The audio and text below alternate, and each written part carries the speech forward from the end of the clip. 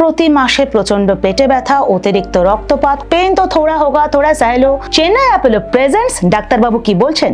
जो पेन जो आपको काम पे जाने से रोकता है, पीसीओडी और PCOS. Most of the time PCO only requires lifestyle correction. पहला थिंग जो आदमी का मन में आता है डर। सुबह में एडमिट करके उसी दिन शाम को हम डिस्चार्ज करते हैं या नेक्स्ट डे मॉर्निंग। बहुत सारे क्वेश्चंस आता है ये रोबोट को लेके और रोबोटिक सर्जरी को लेके। तो आप सर्जरी नहीं करेंगे क्या? तो this makes surgery very precise, very fine. What is the difference between laparoscopic and robotic surgery? Robotic has a little added advantage. शादी हो जाने दो, बच्चे हो जाने दो, फिर सर्जरी रहेगा। शादी और प्रॉब्लम का कुछ कनेक्शन नहीं है।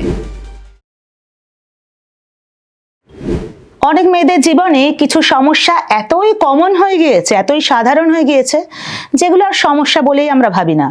প্রতি মাসে প্রচন্ড পেটে ব্যথা, অতিরিক্ত রক্তপাত, কখনো ওজন বেড়ে যাওয়া, মুখ ভর্তি ব্রণ, তার উপরে রয়েছে এত স্ট্রেস, কাজের চাপ, ডাক্তার দেখানোর সময় নেই। দেরি হতে হতে এক সময় রিপোর্ট আসে এবং রিপোর্ট দেখে ডাক্তারবাবু বলেন সার্জারি করতে হবে। শুনেই অনেকে ভয় পেয়ে যান, কিন্তু সেই সার্জারিতেও এসে গিয়েছে বৈপ্লবিক পরিবর্তন, এসে গিয়েছে রোবোটিক সার্জারি। এই যে সমস্যা, তার সমাধান, তার আধুনিকতম প্রয়োগ, এই নিয়েই দ্য ওয়ার্ল্ড আরোগ্যই আজ আমি তিয়াস। চেন্নাই অ্যাপোলো প্রেজেন্টস ডাক্তারবাবু কি বলছেন?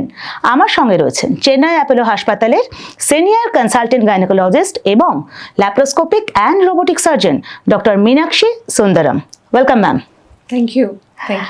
या ma'am, as I said that women's period में ब्लीडिंग तो हेवी होगा, नॉर्मल है, पेन तो थोड़ा होगा थोड़ा सह लो। घर में भी सीनियर लोग बोलते हैं कि ये नॉर्मल है। नॉर्मल होते होते होते होते एक दिन एबनॉर्मल प्रॉब्लम आ जाते हैं। तो ऐसे सह जाना, ऐसे कि we feel that pain is normal normal, ये थिंकिंग में क्या गलत बात है? तो नॉर्मली सबको ऐसा है कि पीरियड्स में पेन होता ही है। So this is told to you by your mother, grand mother and all. तो हमेशा ये ख्याल आता है कि पीरियड्स में थोड़ा पेन नॉर्मल है। बट जो पेन जो आपको काम पे जाने से रोकता है या your daily activities are getting affected, you have to take injections, pain killers, या किसी किसी को हॉस्पिटल में भी भर्ती करना पड़ता है ये पेन को सेटल करने के लिए, this is abnormal. Okay. So normal pain which continues your normal activity is okay, but जो भी ज्यादा उससे, that pain is abnormal. You have to consult your gynaecologist immediately कि देखना पड़ेगा कि किस वजह से ये पेन हो रहा है। तो पेन का जो इंटेंसिटी वो हमें मेजर करना है कि कितना इंटेंस है ये पेन। करेक्ट। एवरीबडी का पेन टॉलरेंस अलग होता है। Right. जो किसी को कम पेन टॉलरेंस हाँ, रहता हाँ. है, किसी किसी को ज्यादा Right. पेन टॉलरेंस रहता है। But like I said, for you are the benchmark. When you can't tolerate your pain, then you definitely have to consult the doctor. Right. And any pain, better एक बार gynaecologist से मिलके आप evaluate कर लोगे, हमको पता चलेगा कि प्रॉब्लम कुछ नहीं है, then it is easier to treat. Ma'am, same for intense bleeding, क्योंकि हमें पता नहीं चलता कितना ब्लीडिंग होना भी नॉर्मल है। सेम पॉइंट है, ब्लीडिंग तो होगा, फर्स्ट डे थोड़ा ज्यादा होगा, सेकंड डे कम होगा। ऐसा कोई मेजरमेंट है क्या? हम कैसे सोचे कि दिन में कितना नैपकिन यूज किए, कैसे हम पता चले कि हम बहुत ज्यादा ब्लीड कर रहे हैं? So one thing is basically menstrual blood clot नहीं करता है normally. So जो भी पैड यूज करते हो, अगर उसमें क्लॉटिंग नहीं है तो it is normal. Everybody is again it is different कि किसी किसी को 4 पैड यूज करते हैं, 2 यूज करते हैं, 6 यूज करते हैं।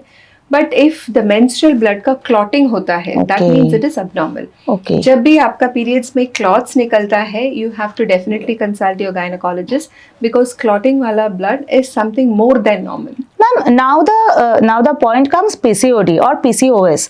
हर घर में किसी ना किसी वुमेन को, वो चाहे वो 13-14 का कोई बच्चा हो और चाहे ज्यादा उम्र का हो, पीसीओडी होता ही रहता है। तो वेट बढ़ जाता है, हार्मोनल इश्यूज आता है, मुख में वो पिंपल आ जाता है, हेयर्स आ जाता है। What does it tell about our current lifestyle? So PCOD, like you said, आजकल के बच्चों में right from adolescent age group 13 years में it is very very common.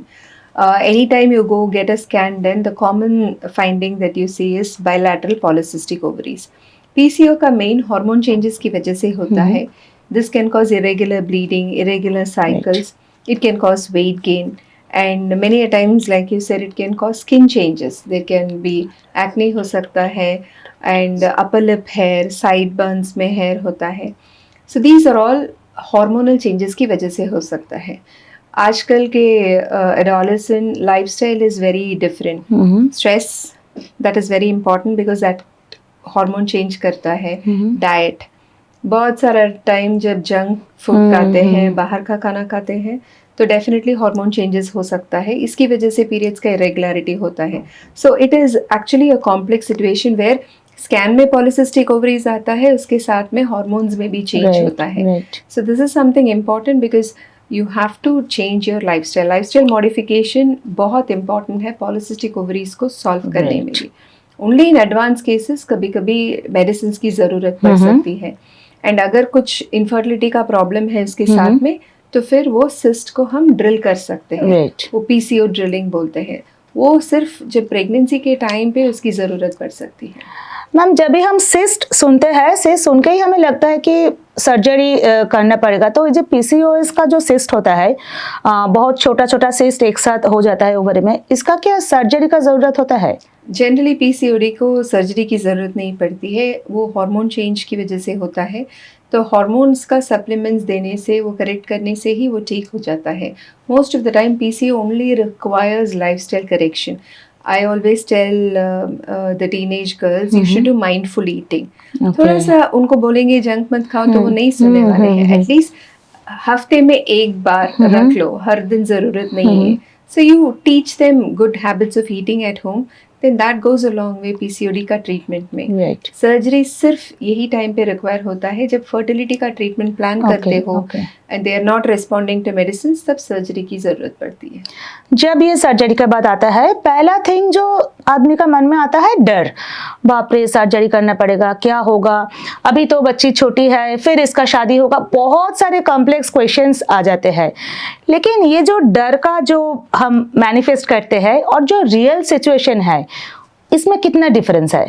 So surgery, सब किसी को व्हेन यू से सर्जरी, इट इज़ डेफिनेटली कुछ दे आर वरीड अबाउट कि कितना टाइम होगा, रिकवरी पीरियड कितना होगा, कितना टाइम वर्क पे नहीं जा सकते हैं. All this comes, specially women को देखते हैं तो वो पहले बच्चों का देखते हैं, फिर हस्बैंड का देखते हैं, फिर फैमिली का प्रॉब्लम्स देखते हैं, और सर्जरी बोलेंगे तो वो वेकेशन के टाइम पे पोस्टपोन करते हैं. So this keeps happening.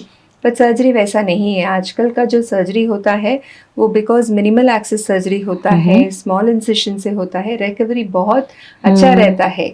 So antibiotics की जो ज़रूरत है, पेन किलर्स की जो ज़रूरत है, ये सब बहुत कम पड़ता है and they can get back to normal activities with in a day. हमारा बहुत सारे सर्जरीज डे केयर में होता है, मतलब सुबह में एडमिट करके उसी दिन शाम को हम डिस्चार्ज करते हैं या next day morning, and with in a weeks time they are back to all their normal activities. Right. This is minimal access surgery. ये लैप्रोस्कोपी से भी हो सकता है, और एडवांस प्रोसीजर है रोबोटिक सर्जरी, उसमें से भी हो सकता है. मैम, ये जो रोबोटिक सर्जरी का बात आया है, तो अभी तक बहुत सारे आदमी का मन में रोबोटिक सर्जरी सुन के ही आता है कि एक ओटी रहेगा, एक रोबोट आएगा, वो ऐसे ऐसे सर्जरी करेगा, तो रोबोट खराब हो जाएगा तो क्या होगा, करंट ऑफ हो जाएगा तो क्या, बहुत सारे क्वेश्चंस आता है ये रोबोट को लेके और रोबोटिक सर्जरी को लेके. Can you explain what is actually robotic surgery? So I think this is one common question. जब हम ओपी में बैठते हैं और पेशेंट्स को पूछते हैं कि you know this is surgery and this we can do robotic surgery, the first thing you know that comes to them, and तो आप सर्जरी नहीं करेंगे क्या? So some robo is going to do the surgery is the myth, but it is not so. Let me tell you, robotic surgery surgeons ही करते हैं. It is done by surgeons. Robo is just an instrument और N aid. जैसे हम computer use करते हैं word document type करने के लिए, it is only a tool which enhances your skill. So the surgeon sits in a console, moves the instruments like a joystick, और ये जब इंस्ट्रूमेंट्स टिश्यूज पे रहता है, the precision is very good. Robotic का ये भी है कि द टेक्नोलॉजी इज 3 डायमेंशनल. सो जब देखते हैं, it is a 3 dimensional view and the magnification is almost 10 times. और वो जो आर्म्स रहता है, the movement of the arms are much better.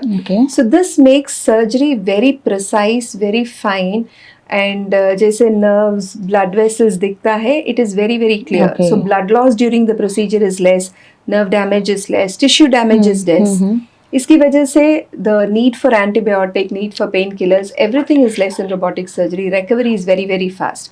The robotic जो हम छोटा सा भी इंसेशन जो डालते हैं, that is very, very painless for patients. Right. Ma'am, laparoscopic is also minimal invasive and the recovery time is also very fast. What is the difference between laparoscopic and robotic surgery? So laparoscopic surgery, robotic surgery, both are minimal access Right. surgeries. Laparoscopic surgery is indicated in certain patients. अगर कुछ simple सा cyst है, then laparoscopic surgery is sufficient. But when there is an advanced complex procedure, complex endometriosis, जब nerve sparing होता है या कुछ cancer का सर्जरी होता है या बड़ा सा फाइब्रॉइड रहता है, सिस्ट रहता है, robotic has a little added advantage. Okay. ऐसा नहीं है कि लैप्रोस्कोपी नहीं कर सकते, दोनों कर सकते हैं. रोबोटिक का एडेड एडवांटेज है कि जैसे मैंने बताया था कि मैग्निफिकेशन More flawless होगा. ज्यादा है, Okay. blood loss is less, so the surgery is more precise. So Right. this helps in recovery better. Right. Ma'am, कोई भी ऐसा सर्जरी हो, दोनों ही ऑप्शन है, ट्रेडिशनली भी कर सकते हो, रोबोटिक सर्जरी भी कर सकते हो. ओपन सर्जरी डेफिनेटली नहीं, की होल सर्जरी कर सकते हैं. Okay. Because recovery is very good and Okay. All procedures can be done by की होल सर्जरी. की होल में डिसाइड कर सकते हैं, द सर्जन कैन एक्सप्लेन और डिसाइड बेस्ड ऑन क्या जरूरत है पेशेंट को. मैम, आउटकम में डिफरेंस आता है क्या? किसी का अगर कोई पैसा कम हो, वो रोबोटिक में नहीं जा सकता है, ट्रेडिशनली सर्जरी किया. डेफिनेटली कर सकते हैं, कोई प्रॉब्लम नहीं है. It all depends on the expertise of the surgeon. Okay. Ultimately, you know, the surgeon is the main person. So if you are with an expert surgeon, whatever is the procedure, it can be done well. Robotic gives you the added advantage कि वो ये सब advantages की वजह से precision ज्यादा है तो पेन कम रहता है. मैम, एक मिथ है कि सर्जरी का अगर जरूरत पड़े और जो लड़की का जरूरत पड़े उनका शादी नहीं हुआ, तो ये मिथ होता है कि शादी हो जाने दो, बच्चे हो जाने दो, फिर सर्जरी रहेगा, क्योंकि सर्जरी हो जाने से इनफर्टिलिटी आ जाएगा, प्रॉब्लम आ जाएगा, उनका नॉर्मल सेक्सुअल लाइफ नहीं रहेगा. ये मिथ हमको कैसे तोड़ना है? सो आई थिंक शादी और प्रॉब्लम का कुछ कनेक्शन नहीं है. बहुत सारे यंग गर्ल्स को भी सी एंडोमेट्रियोसिस का सिस्ट होता है, डर्मोइड का सिस्ट होता है, दे हैव फाइब्रॉइड्स. अगर उनको सिम्टम है तो वो सिम्टम को ट्रीट करना पड़ेगा. मतलब उनको पेनफुल पीरियड्स है या हैवी ब्लीडिंग है पीरियड्स के टाइम पे, वो हम ट्रीट करना पड़ेगा. उसमें वो शादी का कुछ कनेक्शन नहीं रहता है. Okay. She should have a good life, pain-free life. So it is important to see उनको प्रॉब्लम कितना है, and irrespective of शादी हुआ है नहीं हुआ है, you have to treat that patient. कभी कभी ऐसा रहता है कि some conditions can wait, कि हम दवाई दे के देख सकते हैं कि ट्रीटमेंट हो रहा है, सिस्ट का साइज रिड्यूस हो रहा है. Those you can postpone for giving medications for some time, but when surgery is required, there is no waiting for anything. Right. ऐसा भी हो सकता है कि सर्जरी के बाद अच्छा रहेगा उसका future life. In fact fertility improve हो जाता है. Right, right. जब सिस्ट निकालते हैं या फाइब्रॉइड निकालते हैं, ट्यूब्स को चेक करते हैं, पीसीओ का ड्रिलिंग होता है, ये सब फर्टिलिटी को एनहांस करता है. Right. तो it is always better to get it done and then plan for pregnancy. Right.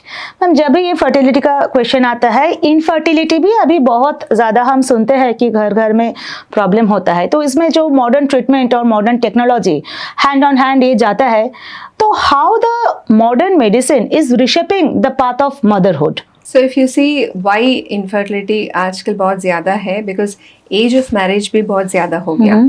पहले तो 20-21 ईयर्स में लड़कियों को शादी होता था. बाय 28 ईयर्स ये pregnancy everything is complete. But now women want to get married only after 28 Right. because career रहता है उनका, you know, studies सब रहता है. 30-35 के बाद 35. So after pregnancy 35 आता only है. they are planning pregnancy itself. So first baby, second baby होने में 35-36 years हो जाता है. So this naturally fertility को कम करता है, क्योंकि जब एज ज़्यादा होता है तो एग्स क्या कैपेसिटी भी धीरे धीरे कम हो सकता है. So that is one of the main reasons for fertility.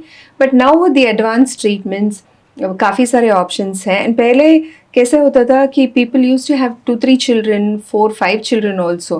But आजकल के लोग दे डोंट वांट सो मेनी. Yeah. It's either 1 or 2 maximum. So, and most people are happy with one child, Right, that's it. yeah. And they want to get that child also a little later. So, a lot of options are available in modern medicine for treatment of fertility related issues. So, there is definitely no problem in today's age, irrespective of the age of the mother. Motherhood का कुछ problem नहीं है। মেয়েদের শরীর এবং সমস্যা নিয়ে অনেক কথা আজও না বলা থেকে যায় বা বলতে গেলেও অনেক দেরি হয়ে যায়। লজ্জার কোনো জায়গা নেই, সংকোচের কোনো জায়গা নেই, কারণ শরীরের আর 5টা অঙ্গের মতোই মেয়েদের এই নানা রকম রিপ্রোডাক্টিভ সমস্যাও কিন্তু সেই তালিকাতেই চলে আসে। ডক্টর মীনাক্ষী সুন্দরমকে অনেক ধন্যবাদ এত সহজ করে সুন্দর করে গোটা বিষয়টা বুঝিয়ে বলার জন্য, রোবোটিক সার্জারি নিয়ে এত সুন্দর ইনসাইট দেওয়ার জন্য। আপনাদের যদি এই বিষয়ে আরো কিছু জানার থাকে, আপনারা যদি চেন্নাই অ্যাপোলোর সঙ্গে যোগাযোগ করতে চান, তাহলে স্ক্রিনে দেওয়া নাম্বারে যোগাযোগ করুন, হোয়াটসঅ্যাপ করতে পারেন, কল করতে পারেন। এই এপিসোড যদি আপনাদের ভালো লেগে থাকে তাহলে লাইক করুন, কমেন্টে মতামত জানান, অবশ্যই শেয়ার করুন। ততক্ষণ দেখতে থাকুন দ্য ওয়াল, কারণ খবর এখন এখানেই।